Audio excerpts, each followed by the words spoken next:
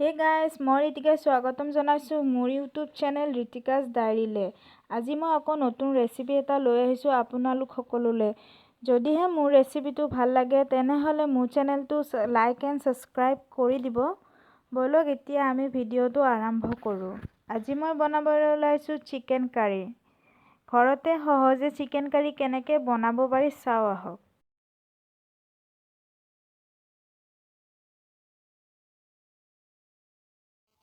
Chicken curry বনাবলৈ মই half KG chicken লৈছোঁ আৰু কাটি লৈছোঁ আলু 3টা, কেপচিকাম, গোটেইখিনি বস্তু মই ভালকৈ কাটি লৈছোঁ। তাৰপিছত এনেকৈ পিঁয়াজ চুকি লৈছোঁ। তাৰপিছত সোৱাদ অনুযায়ী জলকীয়া পিচি লৈছোঁ। আপোনালোকে মিক্সিটো পিচি ল'ব পাৰে সুন্দৰকৈ মিহিকৈ। তাৰপিছত কেৰাহী গৰম হওঁতে মই আলুখিনি ভাজি লৈছোঁ। এনেদৰে গোল্ডেন ব্ৰাউন কালাৰ নোহোৱালৈকে আপোনালোকে ভাজি থাকিব। আপোনালোকে চাবলৈ পাৰিছে গোল্ডেন কালাৰ হোৱা নাই এতিয়ালৈ।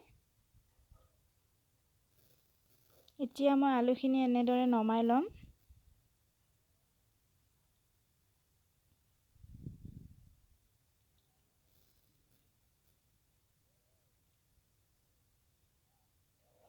এনেদৰে মই আলুখিনি নমাই ল'লোঁ। এতিয়া মই কাটি থোৱা কেপচিকামখিনি অলপ দেৰি ফ্ৰাই কৰিম।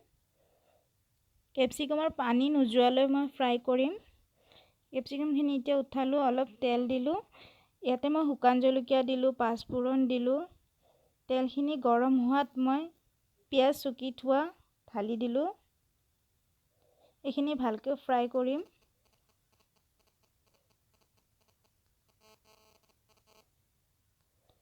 অলপ গোল্ডেন কালাৰ নোহোৱালৈ আমি ফ্ৰাই কৰিম।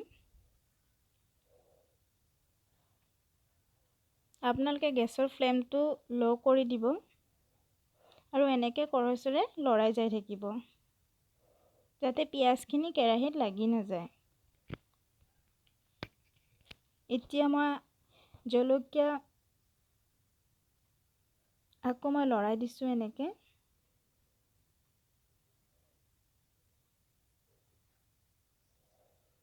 জিৰা পাউডাৰ দি দিছোঁ সোৱাদ অনুযায়ী। গোটেইখিনি মছলা মই দি দিলোঁ একেলগে। জলকীয়া আছিলে, আদা নহৰু আছিলে আৰু জিৰা গুড়ি আছিলে।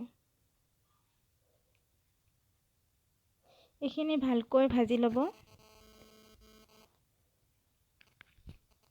চাবলৈ পাইছে অলপ অলপ কালাৰ আহিবলৈ ধৰিছে।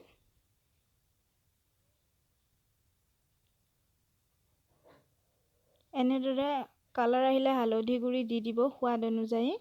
তাৰপিছত মছলাখিনি যাতে কেৰাহীত লাগি নধৰে সেই গতিকে অলপ পানী দি এনেকৈ ভাজি থাকিব।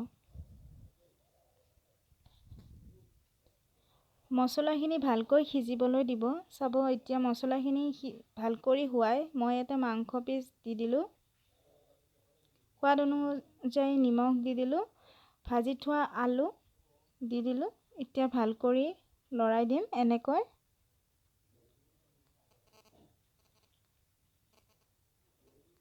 ভালকৈ এনেকৈ লৰাই দিব। আৰু এতিয়া গেছৰ ফ্লেমটো ল' কৰি আমি ঢাকি দিম। 5 মিনিটমান এনেকৈ ঢাকি থৈ দিম।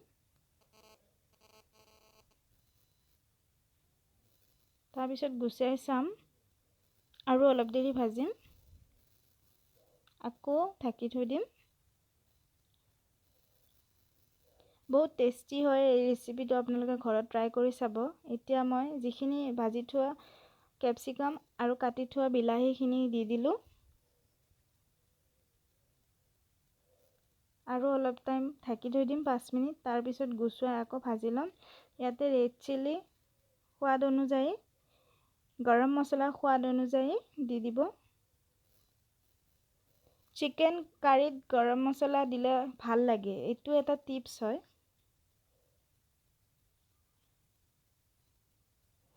চাবলৈ পাইছে সুন্দৰ ভাজা হৈ গৈছে।